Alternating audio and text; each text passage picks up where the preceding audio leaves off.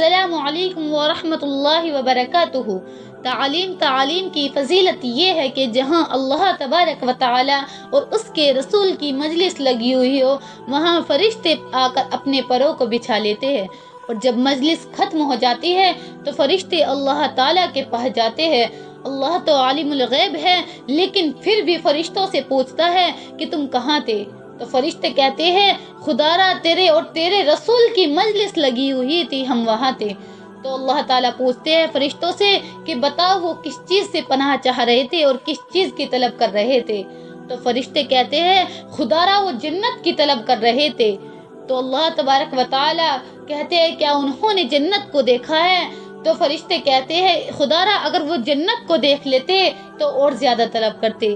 تو اللہ تبارک و تعالیٰ پوچھتے ہیں کہ کس چیز سے پناہ چاہ رہے تھے؟ تو فرشتے کہتے ہیں خدا را وہ جہنم سے پناہ چاہ رہے تھے۔ تو اللہ تعالیٰ کہتا ہے کہ کیا انہوں نے جہنم کو دیکھا ہے؟ تو فرشتے کہتے ہیں خدا را اگر وہ جہنم کو دیکھ لیتے تو اور زیادہ پناہ چاہتے۔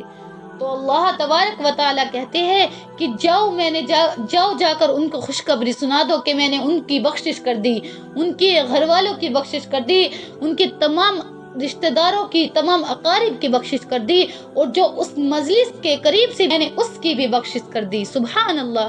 اللہ تعالیٰ کی اتنی بڑی ذات ہے کہ جو مجلس کے پاس سے بھی گزرا، اللہ تبارک و تعالیٰ نے اس کی بھی بخشش کر دی۔